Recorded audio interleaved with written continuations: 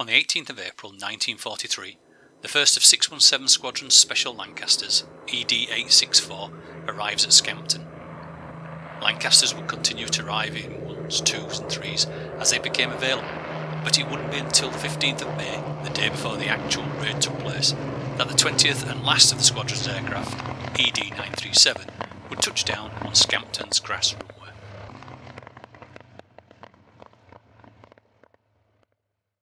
As delivered, all the Dambuster Lancasters had a suffix G after their serial number. This signified that the aeroplane must be guarded at all times whilst on the ground. This suffix will be painted out on the morning of the 16th of May, just before the raid took place.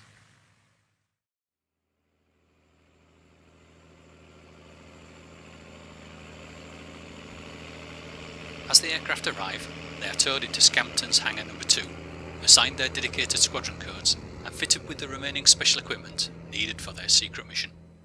After this, the aircraft will be assigned to a specific crew.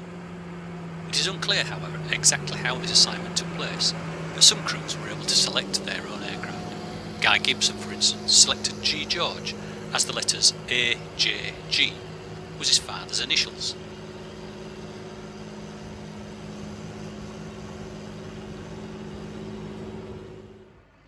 The first aircraft to be assigned was ED-864, which arrived at Scampton without the distinctive caliper arms or any of the other special equipment fitted. After having the arms and equipment fitted, ED-864 is given the squadron code B for Baker and assigned to Bill Assel's crew. On the night of the raid, B. Baker hit an electricity pylon, possibly after sustaining flak damage, and crashed near the town of Marbach, killing all of the crew. They were the only crew from Wave 1 not to reach their target. The day after B. Baker arrived at Scampton, ED-887 arrived and was given the code A for Apple before being assigned to Melvin Young's mostly English crew. Another transferee from 57 Squadron, Young's crew would also be part of Wave 1 attacking the Myrna Dam. On the night of the raid, the crew executed a perfect attack, their upkeep mine striking the dam wall in the centre and the subsequent explosion causing a small breach. After overseeing the attack on the Ada Dam with Guy Gibson, A. Apple's crew made for home. However, as they crossed the Dutch coast, A. Apple was hit by flak and the Lancaster crashed into the sea, killing all on board. The third Special Lancaster, ED-886, arrived 2 days later on the 21st, being given the squadron code O for Orange. Another aircraft that arrived without the caliper arms or equipment, it was then assigned to Bill Townsend and his crew of mainly English, but with a Scot and an Australian members, most of whom have been transferred as a crew from 49 Squadron. Allocated to the third wave, O Orange was diverted to attack the much lesser known Enepe Dam, and despite an accurate bombing attack, the dam didn't break. On the return journey, O Orange was hit by flak, but despite this made it safely home, the last of the raiders to do so. ED-906, the fourth of 617 Special Lancasters, also arrived on the 21st, getting the squadron code J for Johnny, and was assigned to Dave Maltby's crew. One of the few all-English crews in the squadron, they had been transferred as a crew from 97 Squadron. Assigned to Wave 1, J. Johnny's crew were the fifth to attack the Myrna Dam, and a near-perfect delivery saw their upkeep mine explode just to the side of where A. Apple's crew had delivered theirs. This was too much for the dam, and it broke shortly afterwards. A relatively uneventful trip by the standards of the night, saw J. Johnny and her crew arrive safely back at Scampton on the morning of the 17th.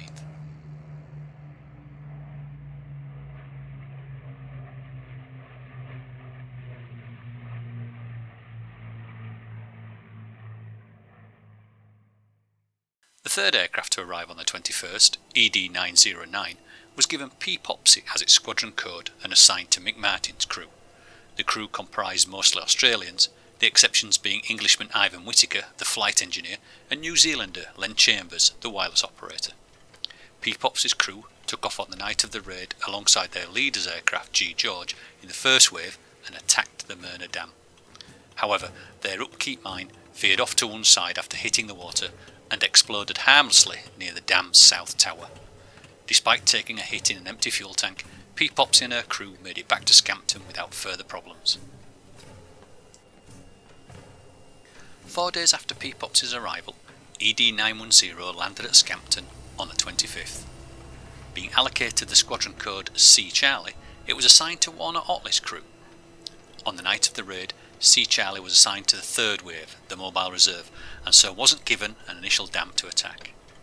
Whilst over Germany, C Charlie's crew were diverted to attack the Lister Dam, but shortly after the message was acknowledged, C Charlie was hit by flak near the city of Ham and crashed into a forest.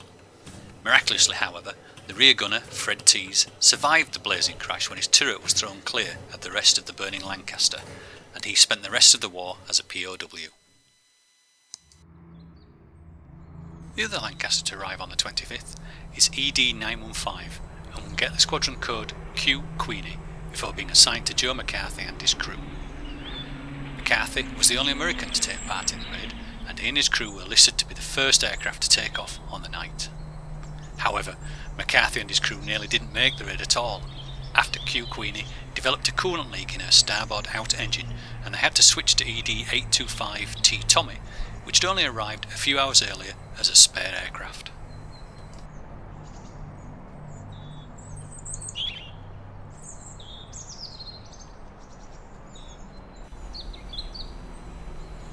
Arriving the following day is 617 Squadron's 8th Lancaster, ED921, becoming WWII and assigned to Les Munro and his crew.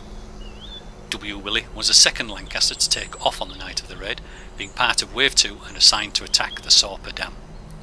Unfortunately, as WWII crossed the Dutch coast at Vlieland, she was hit by German flak which damaged the master compass and intercom.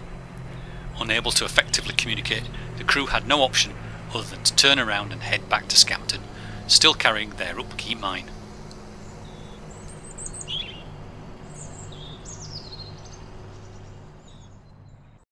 Arriving on the 28th of April, ED925 was allocated the squadron code M Mother and assigned or possibly claimed by John Hopgood and his crew. As part of Wave 1, M Mother was assigned to attack the Myrna Dam. Flying low over the town of Dulman, M Mother was hit by German flak which injured several of her crew and damaged one of her engines.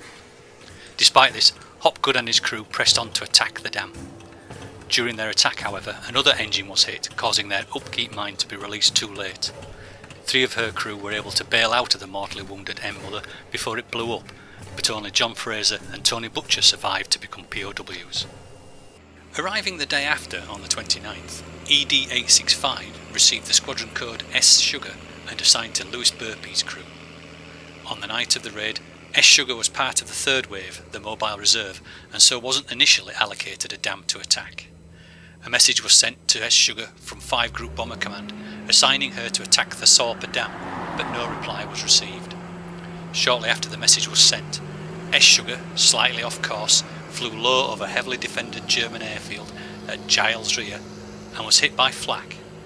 The blazing Lancaster crashed onto the airfield, killing all of her crew, the upkeep mine exploding and destroyed several buildings. Also arriving on the 29th of April, ED924 was allocated the squadron code Y York before being assigned to Cyril Anderson and his crew.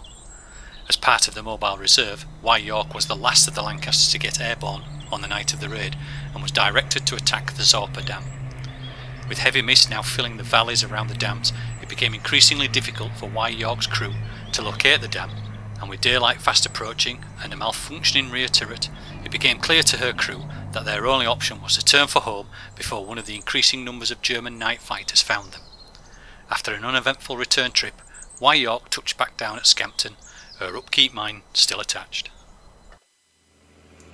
Arriving on the 30th of April, ED932 is probably the best known of the Dambuster Lancasters, getting the squadron code G George and being assigned to the squadron's commanding officer Guy Gibson and his crew. Leading Wave 1, G George was the first to attack the Myrna Dam, although their upkeep mine came up short of the dam wall and didn't cause any noticeable damage. Gibson, however, kept G George over the Myrna Dam in order to distract the German flak as the rest of the wave attacked. Once the Myrna was breached, G George accompanied the remaining Wave 1 aircraft as they attacked the Ada Dam. With the Ada breached as well, G George returned safely to Scampton.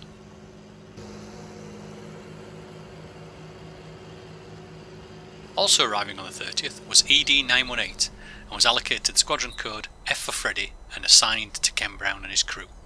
a mixed English and Canadian crew, they were assigned to the mobile reserve on the night of the raid, and were only assigned to attack the Sorpe Dam when the signal was received that the Ada had been breached.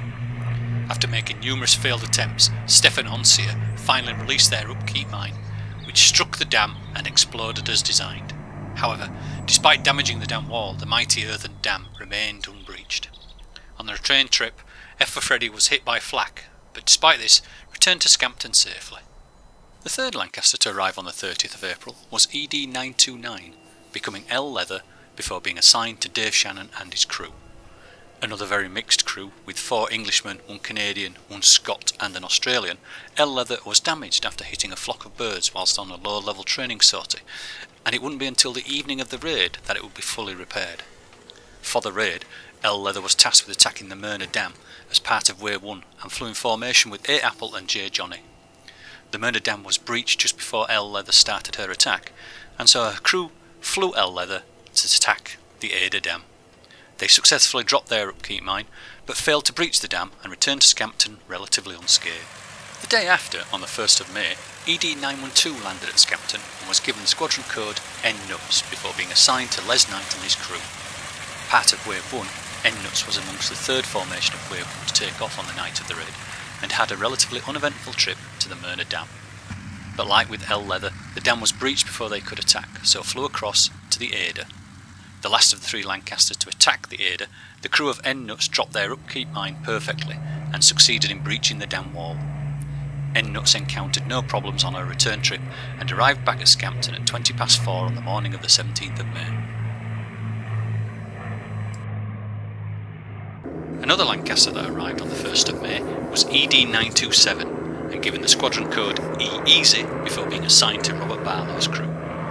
Being part of Wave 2 attacking the Sorpe Dam, E-Easy was scheduled to be the 2nd aircraft to take off on the night of the raid, but due to Queenie's engine trouble, E-Easy was to become the 1st aircraft to take off instead. E-Easy's raid was to end prematurely, however, after she hit an electricity pylon just after crossing the Dutch border, and all of her crew killed in the subsequent crash. Amongst her crew that perished that night was the raid's youngest participant, Jack Liddell, E-Easy's rear gunner, who was only 17.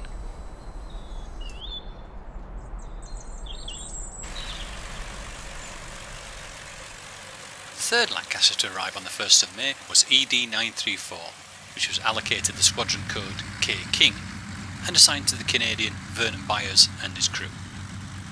Also assigned to the 2nd wave attacking the Sorpe Dam, K King's raid was to end prematurely when crossing the Dutch coast at the island of Texel. She was hit by flak, and despite the crew's best efforts to keep her flying, she crashed into the sea near the island of Leland. As with E-Easy, all of K King's crew perished in the crash.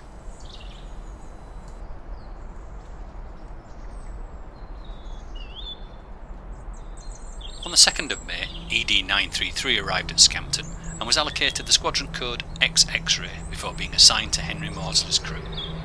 Shortly after becoming on strength at 617 Squadron, X-X-Ray took part in the test dropping of upkeep at Reculver, and it was during the testing that she was badly damaged by the spray from the upkeep mine, which tore off her starboard flap and damaged her rear fuselage. Despite the best efforts of her ground crew, it was not possible to repair the damage before the raid, and so Maudsley and his crew had to switch to the spare aircraft ED937 Z Zebra for the operation.